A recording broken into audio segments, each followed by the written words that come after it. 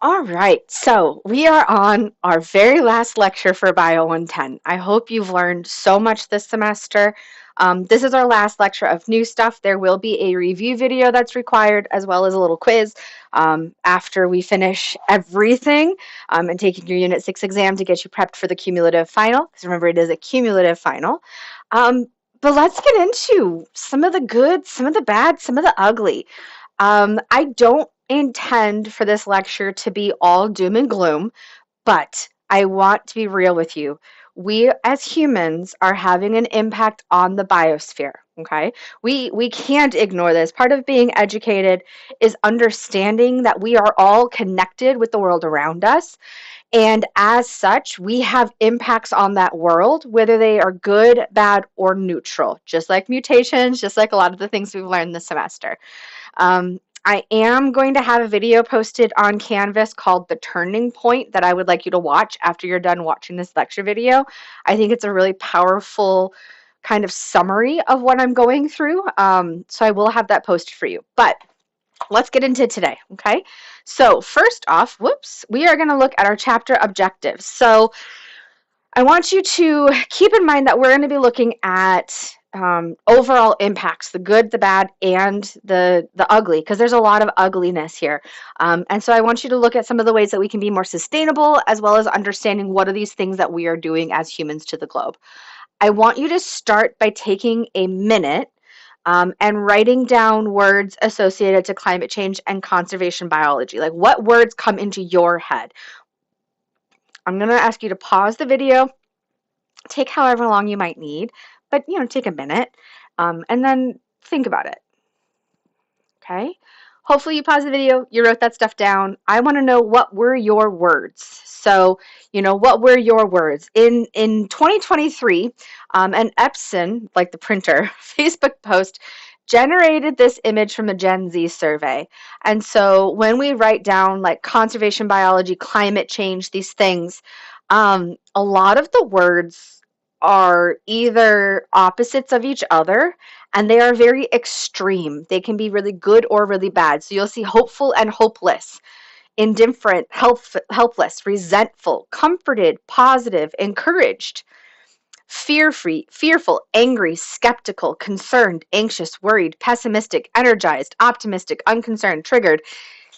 These are very polarizing words. And unfortunately, climate change and what conservation biology is trying to do in terms of things with climate change are very polarizing ideas.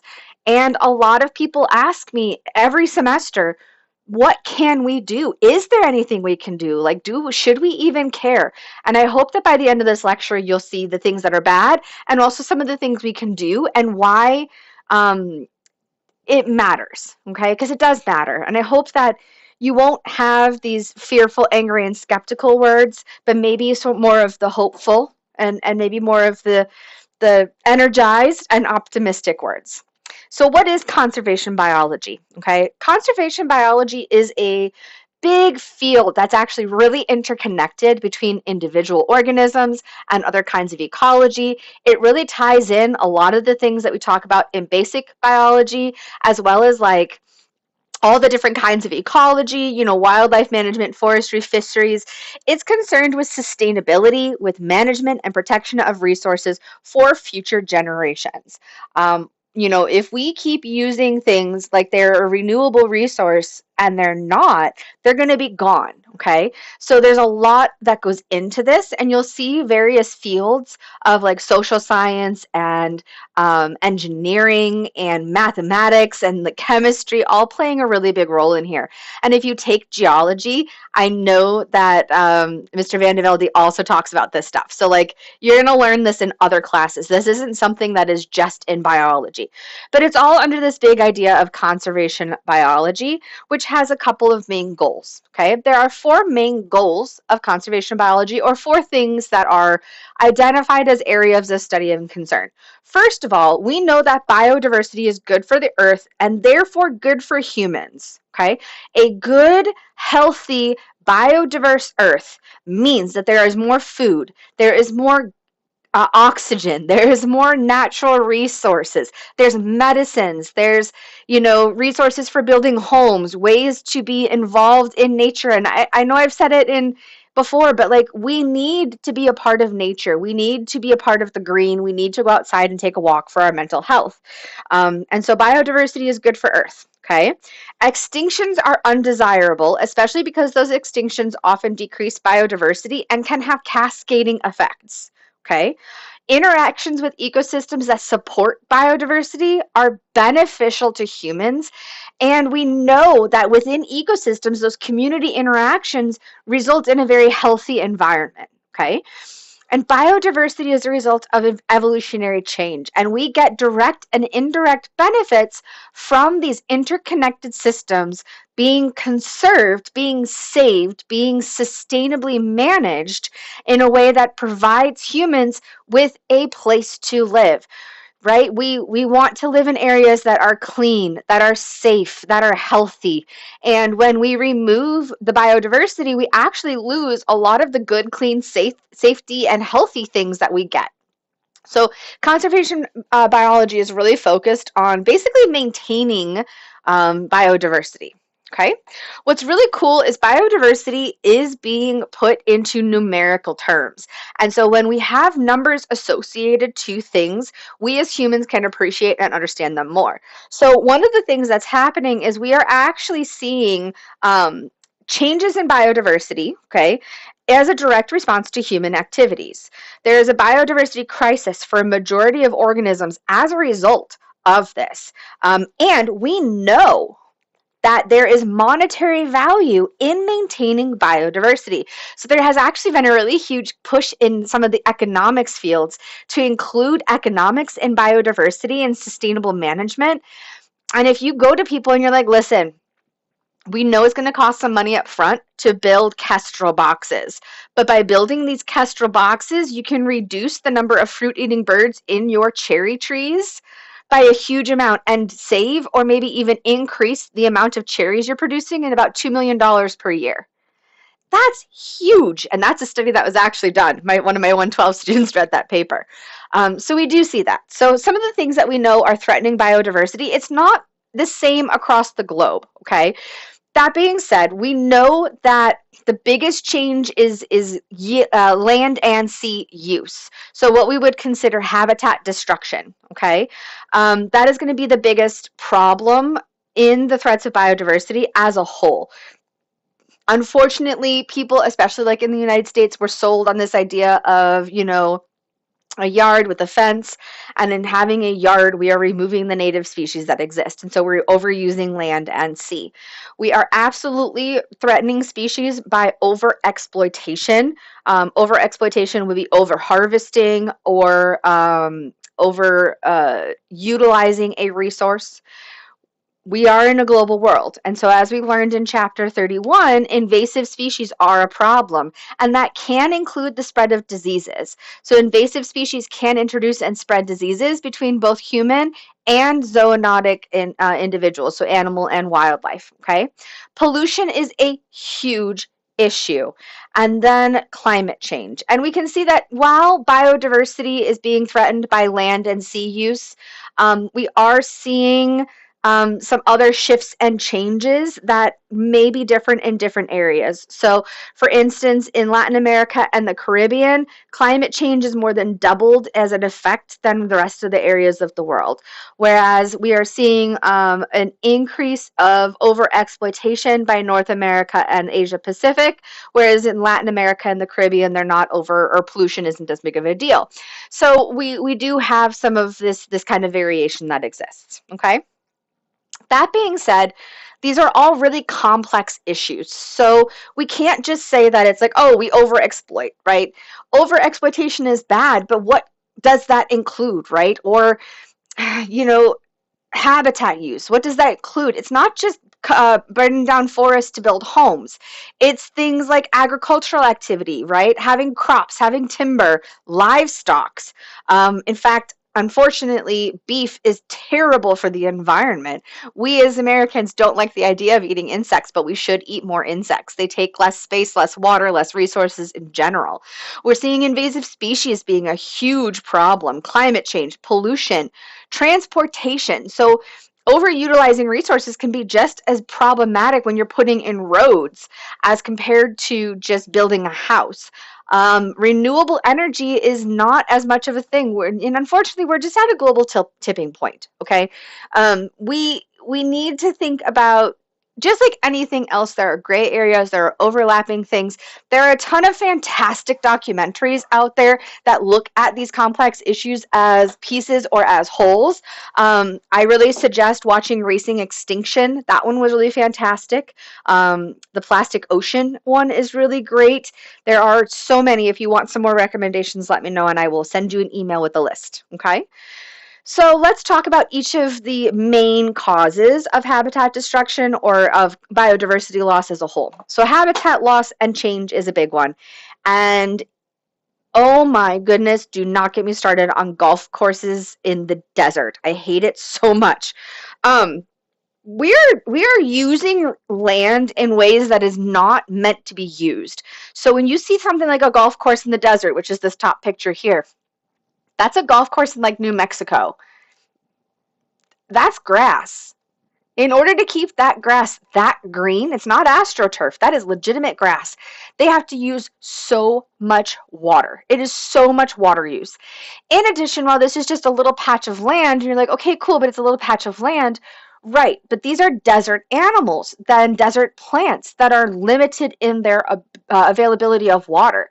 So you can imagine that this is increasing human conflicts. If a rattlesnake is hanging out on the green of a golf course, they're not going to just chase the rattlesnake off. That rattlesnake is going to end up being killed, which is going to affect the gene pool of that group of animals, right? If you have cactus seeds or, different things that land in this green, they are going to be removed. We are not only removing individuals to build this here, but we are actually changing the gene pools of the organisms there, increasing those human conflicts. We also increase zoonotic disease by moving into more and more wild areas. So we are seeing increases in emerging infectious diseases that are crossing over from animals into humans.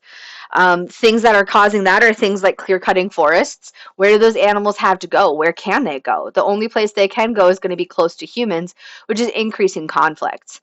And we're seeing things like monocultures being produced. So this lower picture in the corner here is going to be monoculture of palm oil forests. So these are oil plantations that are growing palm oil, and they've actually clear cut the majority of the rainforest. And they might go, okay, cool, but we left this area here. Right, but that area now is going to be a fragment of the gene pool. As we've learned, we've had a huge reduction of that gene pool, so that would be a bottleneck effect. And then if they did leave other areas of fragments of rainforest, those animals and plants need to be able to move in those for gene flow to occur, and we can't really do that. Because if you have large animals like jaguars, which need a lot of space, roaming around in these plantations of palms, they are being killed or chased off. So there is, again, more human conflict there as a result. So habitat loss can be really big and dramatic like this, or it could be, putting in a lawn. I argue with my husband about this all the time. I think lawns are terrible because they're not native. I would rather have a native prairie or native trees and grasses and things in my lawn. And so my lawn is mostly native because it's weeds. I've won that one. Okay. But that's the sort of thing that could be habitat loss. Okay. One of the things you can do to help with this is leave your leaves.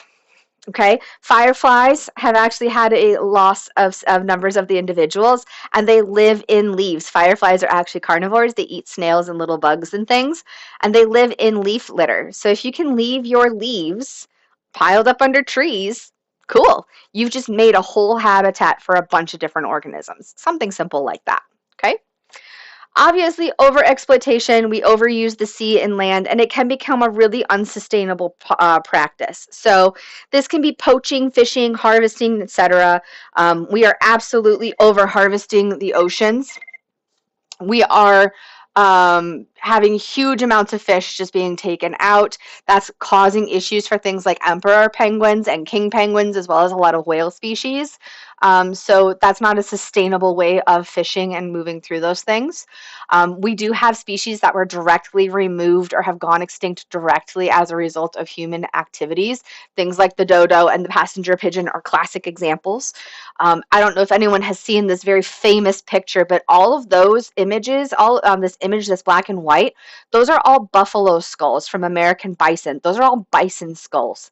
That is how many bison we were killing on a regular basis. That is not sustainable harvesting of an animal for its food source like you would see native populations doing. That is just an excessive greed in killing those animals. And then things like, unfortunately, Venus flytraps. It's really hard to find them a lot in the wild, even though they're within 100 miles of Wilmington, because Venus flytraps are heavily poached, and so they are removed in a lot of ways, which is going to be a very big problem for those organisms. So we don't have a good, healthy population the way that we used to. So, that's poaching in that case. Okay. Invasive species and disease can be a huge problem. This is where we're going to be seeing individuals being moved around the globe, and we do live in a global community. And so this is where you get things like the white nose syndrome, with that white nose fungus being introduced to bat caves and hibernacula. We're seeing the movement of chytrid fungus that's causing decimations of frog populations. When we introduce new species, whether they're disease-causing individuals or just invasive species, we actually are introducing them to areas that are naive to those particular organisms. And so those animals, those organisms, are not going to be able to handle either the disease itself or the resource competition that exists. So we're seeing, things like influenza and HIV are spreading more. Things like, even COVID, right? That was an invasive pathogen that spread around the world. We're seeing a lot of mosquitoes being moved around, which then they become vectors for disease. So things like dengue fever, malaria, West Nile virus, Zika, filariasis were not really common in the United States, and they have been with the introduction of the tiger mosquito. Obviously, invasive diseases are being spread by things like bats and wild boars and rats and things. We also do see just those guys causing problems. Rats tend to eat a lot of bird nests and bird eggs, and can lead to the decimation of bird populations. And then obviously, if you have like different insects that rely on plants as a host, and that host is introduced, it can become its whole big thing. We do see then billions of US dollars being spent on trying to control invasive species. So mosquitoes is a huge one. There's $150 billion of damage costs for mosquitoes every year, with about mixed costs being, $30 billion. Like, that's huge. Brown tree snakes in Guam have led to the complete decimation of natural populations, and little less than $20 billion a year are spent in trying to control those brown tree snakes. If you've ever had fire ants in your yard and had to go through the effort of trying to get rid of them because they bit your kid up or your dog or you know that those are problematic and that they are painful.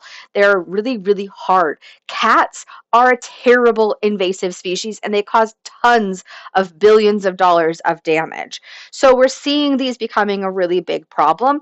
And again, if we can put a monetary value to things, then we can start to have people be more concerned about controlling and managing those things. Okay?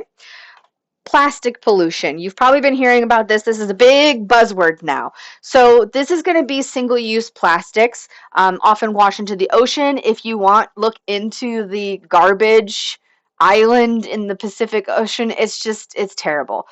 The scary thing, what should scare you a little bit, is that microplastics have been found in brains, other tissues, and even amniotic sacs. So the placenta that surrounds the amnion of a developing baby, a human placenta, Of all the human placentas that have been looked at, microplastics have been found in all of them. That is supposed to be the safest and most sterile environment for that embryo to develop, that fetus to develop, and we're finding microplastics. Microplastics can cause inflammation, which can lead to huge health issues. And again, things like seeing the polar bears and elephants walking through garbage dumps looking for food, looking for resources, should make you uncomfortable. Because while we here have a fairly good way of controlling our garbage and it goes away and it's buried and we don't really see it, that's not the case in a lot of places in the world.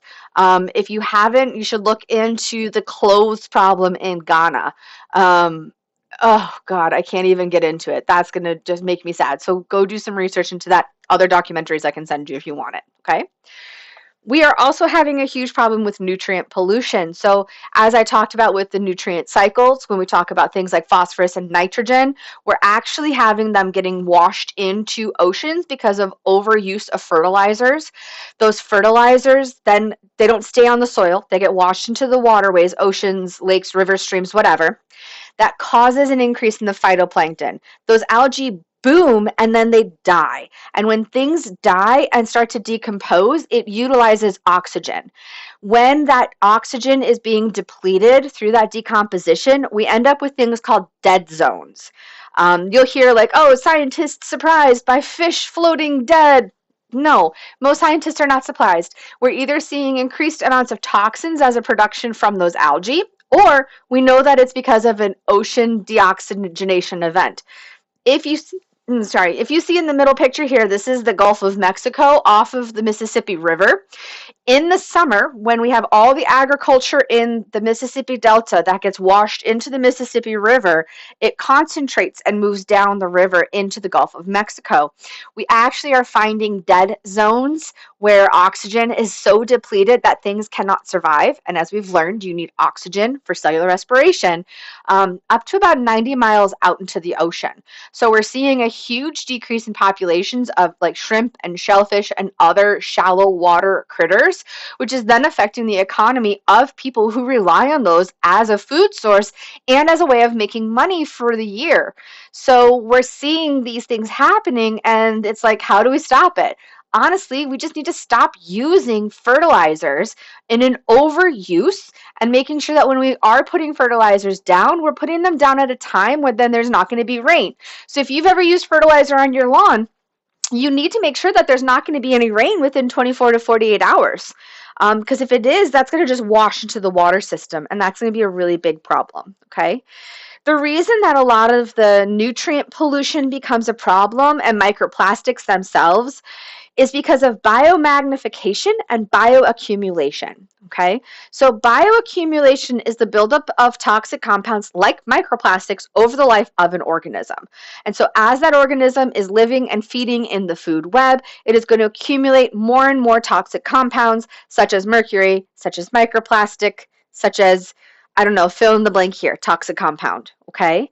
That's in a single individual, but you can imagine that that's also going to happen within the food web itself.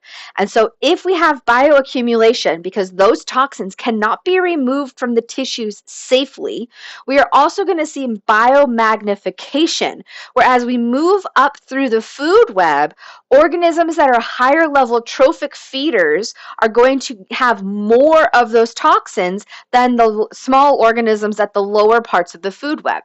This is why eating tuna, too much tuna, can potentially lead to mercury poisoning, because tuna are a top level predator. They are a very large predator, and they eat a lot of smaller things, but they start very small. And so they not only have bioaccumulation over the course of their life, because it takes them a long time to get to their full size. We also see biomagnification because as they are growing, they move up the food web and go from being little like filter feeders, little planktons, maybe little fishes, to now being large predators. And so if you eat raw tuna too much, you might end up more with a higher chance of mercury poisoning. Whereas if you eat sardines, that's not going to be the case because sardines are very small and very low on the food chain. That being said, if you eat a very old sardine, you may get a higher dose of a toxic compound than if you were to eat like a baby sardine. Does that make sense?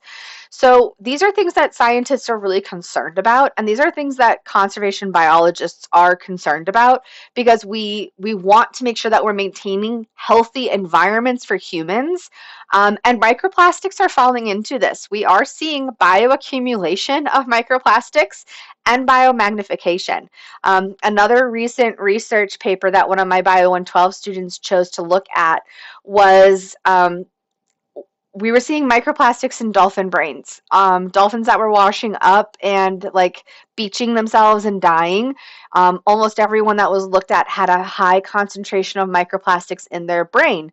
And dolphins, again, they are biomagnification. They're in a top end of that food web. They're going to be up in those higher consumer levels, but they also are accumulating it over time because dolphins do live for quite a while. And so we're seeing this becoming a huge problem, especially in older dolphins. Okay. Extinction is unfavorable. So we do see a lot of extinctions, and the current extinction rate is about 100 times higher than expected. Again, I put those ones by humans on here because they are a problem. We generally expect there to be some level of background extinction. If you don't adapt, you go extinct. But when the environment is changing really fast and generation times can't keep up with that, we don't see species being able to adapt because that natural selection process is sped up in such a way that it can't be sustainable. And so from 1500 records from like the 1500s to 2018, the cumulative percent of species driven extinct has been from about 0% to about 2.5%, which is huge. It's actually a huge amount. It's potentially two extinctions per million species per year, which is really, really high compared to what it should be. We are seeing a rapid increase in speed and loss of species, especially things like amphibians and insects. We're having a big loss of those, and people don't care about them quite as much because they're not as cute, right? An insect isn't as cute to most people as maybe like a mammal. So people are like, cool, save the polar bears. We want to save the polar bears or the pandas. But you don't want to save the, the mussels, the giant clam, maybe that's actually in a really big problem, in a really big trouble, because of invasive diseases that have been causing problems for them. So I want you to just consider that we are in that sixth mass extinction by most scientists' estimate, which is called the Anthropocene era, and it's a little startling if you really start looking into the math. Okay. All right, here's your first check your understanding. Make sure that you can answer these questions. And we're going to talk about climate change directly. So people tend to use climate change and global warming interchangeably, but that's not correct. Okay, climate change is more inclusive than global warming. I'm recording this on November 12th, 2025, and it has been very cold the last 2 days, and it's earlier than we would normally expect it. I think in November we're usually expecting like 70-degree days, and it was like 32 yesterday. And one of my students in my seated class was like, man, it got cold this year fast. The reason for that is climate change. Okay, climate change is a larger picture. It's changing climate patterns. Things aren't just warming, things are also cooling. And so we're having issues with like the polar vortex, which should be hanging out above the North Pole, is being pulled down because of the changing climate patterns. We are the only species that can reduce climate change. We're the only species through local and global activism. And if you want to listen to a great podcast that like fills you with hope, there is an Ologies podcast on climate change activism. It's fantastic. I cannot recommend it enough. But unfortunately, like when we look at historically speaking, we are seeing that every year is the warmest year on record. We are seeing increased costly weather disasters. In this first picture here, I have weather disasters from 1980 to 2025. Okay, so this was, obviously a little earlier in the year in 2025. And they've adjusted the dates to 2024 dollars so that it is comparable, right? Because we have inflation and changing prices and things. Hurricane Helene from 2024 was $79 billion. The Los Angeles wildfires in 2025 is $65 billion. Hurricane Milton, and then there's a flood in China that were both in the $30 billion. And we had a huge loss of lives. Before that, it was Katrina in 2005, Harvey in 2017, Ian in 2022, Maria in 2017, Sandy in 2012, Ida in 2021. At least the top 10 have happened since 1990. The one that's 1980 is a drought and heat wave in the Midwest. And number 17. Most everything else is in the 2000s. In the 2000s, the costliest global weather disasters. Okay, we're also seeing that we've had a 1.5 degrees Celsius increase above the pre-industrial average. So we know that the Industrial Revolution and the burning of coals and the changing of how we utilize energy has actually had a direct impact on weather. And climate change is more than just warming and weather. Climate change is causing huge impacts on human health. We're seeing increases of asthma. We're seeing mental health impacts and fatalities from severe weather, asthma and cardiovascular disease from air pollution. Vectors, we talked a little bit about those diseases moving around. We're seeing a huge increase of the spread of those diseases. Maine didn't used to have mosquitoes. Mosquitoes have moved into Maine. That's a big deal. Okay. Obviously, water quality impacts. When your water quality is really low, you have a higher chance of not only harmful algal blooms because algae like warm water, but we're also seeing increases of diseases, including things like brain-eating amoebas. Those brain-eating amoebas absolutely increase with warmer waters. Water and food supply impacts. You're having malnutrition and diarrheal diseases. We're having civil conflict and forced migration as a result of environmental degradation. And all of these things are tied to climate change, extreme heat, severe weather, changes in movement and vectors as a response to the heat. As a response to the cooling, as a response to these changes that are happening. The oceans, the corals are bleaching as a response of increased heat, as well as increased water quality, poor water quality. So it's not just, us, but when we put it to humans, a lot of people care a lot more, okay? Global warming is uneven. So the reason that we don't really talk about it as global warming and we'd rather use climate change is because global warming is not occurring equally across the globe. In fact, we are finding that some parts of the globe are cooling. Generally speaking, though, when we're looking at climate change increase or warming increases, it's happening unevenly and it's happening more at the poles. So if you see like the North Pole, it's had potentially an almost 8 degrees increase in Fahrenheit over the last 50 years. These animals and plants are adapted to cold. Every year you hear, if you haven't been looking, you should. Every year the Arctic, where it does have a spring, it does have a season, like I'm talking about like the tundra, not the polar ice caps themselves, but the Arctic tundra. The highest that it usually gets is 60 degrees Fahrenheit. And those animals and plants are adapted to those cool weathers. Most days are in the 50s or 40s, and that's still the growing season. Every year for the last several years, there have been weeks where it's reaching 80 degrees Fahrenheit. Okay. If you've ever been around a husky and it gets hot out, that dog is overheating because it is built for cold, right? Think about Arctic foxes. Think about polar bears. They are built for cold. And so we're actually seeing them overheating and having issues there. We know too that without humans, if we were just look at the natural processes of warming, because there are cycles to the global temperatures, according to the EPA, okay, the Environmental Protection Agency, models that are only looking at natural processes are not enough to explain the warming observations we're having. Only when we include the greenhouse gases, things like carbon dioxide and methane, are we able to explain the warming. And unfortunately, global warming is a cascade impact. So when we clear cut forests, right, or we have increased wildfires that burn forests down, we are removing organisms that are capable of taking carbon dioxide out of the environment. That increases the amount of CO2 in the environment, as well as then you're burning, right? So you're putting out toxins, you're putting out smoke, you're affecting that. that is then increasing the greenhouse gases, which increases the amount of warm solar radiation trapped by the Earth, which increases the melting of the ice caps, which actually have a lot of methane held in them.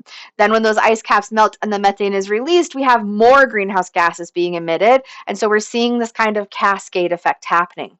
When we look at trying to separate the human and natural influences on climate, if we see our observations from the early 1900s, around the time of the Industrial Revolution, into the 2000s, we see an increase in the global temperatures in degrees Fahrenheit. If we look at natural factors only, while there might have been a slight increase, it would have maintained itself at a more level amount of increase. But if we look at natural and human factors, we do see that it mimics what we see in our observations. And unfortunately, that's going to be the case. Every year is the warmest year on record. 2024 was the hottest year in 175 years of recorded history. 2023 was the previous hottest year, and it just goes on like that.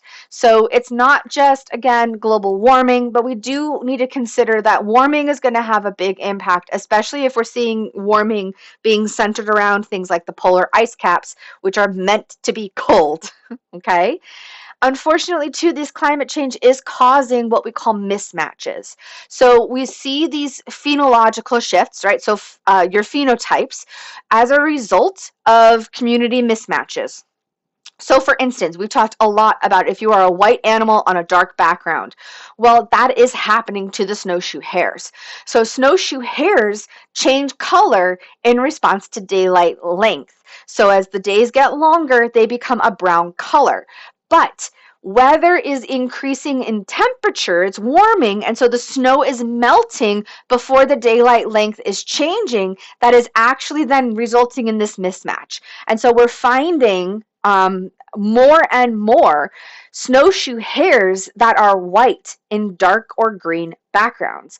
Obviously, we've talked about if you're white and you're seen and you're eaten, right, you're going to lose those traits. And while hares might adapt and evolve quickly because they are a fast breeding group of organisms, right? More of those opportunistic species rather than equilibrium. Polar bears and Arctic foxes will not. And so we might not see that same pattern of evolution and change in them. The same thing is happening in birds. What we've been finding in tracking birds when they're hatching and when the hatchling needs the most food was originally matched up to when insect biomass was at its highest. So when you saw the most number of caterpillars. So in 1980, the date of hatching of these birds, these look like probably great tits, to be honest, okay, matched when those birds offspring needed their food. And so that made sense. And so we had a really high survival rate of those baby birds. But today we're actually seeing a mismatch because insects hatch with temperature, but birds tend to mate with daylight length. And so where these birds are still doing the same thing, and that birds are hatching in mid-May, and the hatchling needs the most food between May and June, insects are hatching earlier, and so their peak mass is now May 15th when those baby birds are just hatching. And so when those baby birds need the most food, it's not available for them. And so we are going to see declines in those populations because if you can't feed your offspring, they can't do cellular respiration, they can't do mitosis, they can't grow. We're actually also seeing increased competition as a result of these changes. So great tits, I mentioned in our competition that they are not the nicest of birds. Great tits are known to kill other birds and in competition for resources. And so if we find flycatchers and great tits laying and using eggs in using nesting boxes at the same time, we actually have an increased mortality of the flycatchers. The great tits will literally peck the flycatchers to death. That is what this picture is showing. But if we have a non-synchronous year, meaning that the great tits actually lay their eggs earlier and the flycatchers still arrive at their normal time, we actually see a decreased mortality. Like we're seeing direct competition as a result of this climate change that is resulting in the death of individual species. That's not normal. And these are all being recorded across the globe. If you want to read a good book on it, on this sort of thing and what's happening, I cannot recommend Hurricane Lizards and Plastic Squid by Thor Hansen enough. I know I had that as part of our extra credit option, but the book itself is fantastic. The audiobook is great. I cannot recommend it highly enough. Okay, so here is our check your understanding on that. I have 2 more sections here. This is a little bit longer of a lecture, but I want to get into it. Okay, first off, what are the benefits of conservation, right? What do we get indirectly and directly from maintaining biodiversity in a good, healthy system? Well, humans like to think we're the top of the food pyramid, and that's that egocentric viewpoint. And rather, we need to consider that we are part of everything and more of an ecocentric viewpoint. We're still part of the food web. We're still part of the ecosystem. We're still part of the biodiversity on this planet. And we cannot utilize things in such a way that makes us the only important aspect. So what happens here? Well, we know that resources are needed. Humans have certain needs, and we need to meet those needs, and we absolutely should, okay? We shouldn't just ignore the human population. We need land and water and food and energy and minerals, okay? Unfortunately, what's happening is we are using them in ways that are unsustainable. And so they are normally should be renewable resources, meaning that they should just kind of, come back around. Like water should not be a non-renewable resource, right? Fresh water should be renewable. That's what the water cycle does. But when we are maximizing the use of these resources, we are using them beyond what can be filled and replaced. And so that's where we're seeing these problems, okay? What are some direct benefits we get besides, water and food and energy? Well, we get medicine from these things that are around us. Most prescription drugs originally derived from other organisms, a lot of them plants. $60 billion alone are believed to be important parts of medicine and just plants.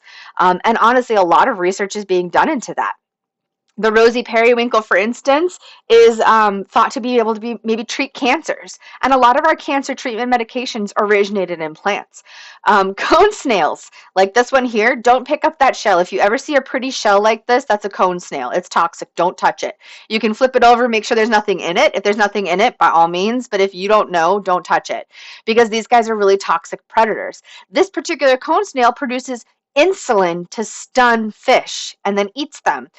Obviously, insulin is a huge area of research right now for humans because we're seeing an increase of diabetes. This is something that we should be researching. We need to save it and keep it healthy and safe.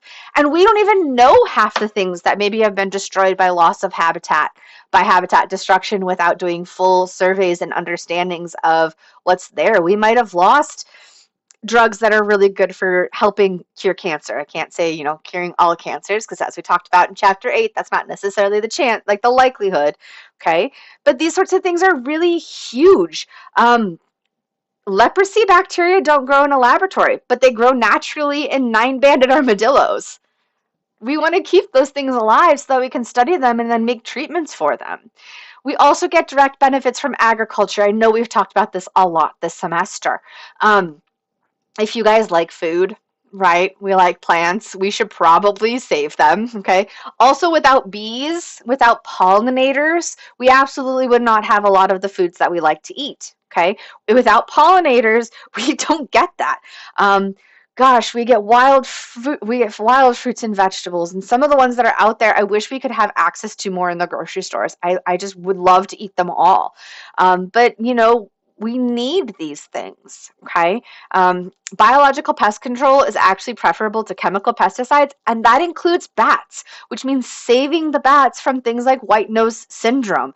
It means introducing ladybugs as an aphid predator, because ladybugs are predatory, which I think is great, and they eat aphids, and they actually do a better job of removing aphids than spraying them with pesticides, because pesticides are also not host specific, right? I remember several years ago when we were really concerned about Zika virus and the spread of Zika.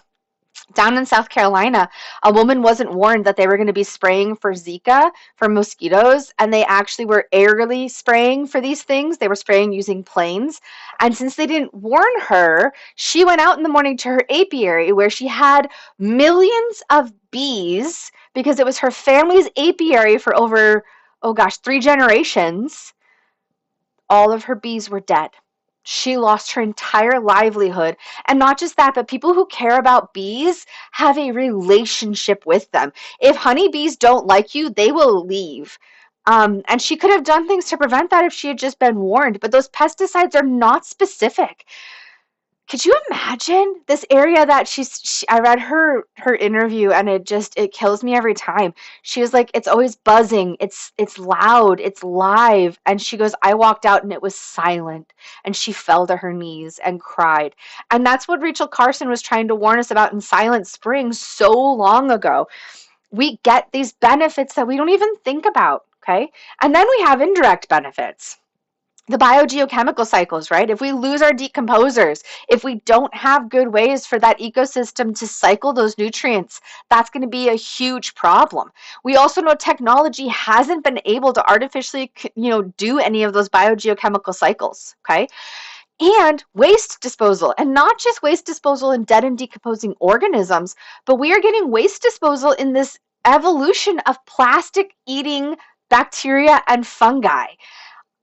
That's huge, and that's really beneficial to us as humans, and we should be doing more to prevent these things. We get fresh water, we get clean environments, we get soil erosion being prevented. You get climate control. If you cut down all the trees in your yard, you're going to have to pay more to keep your house cool.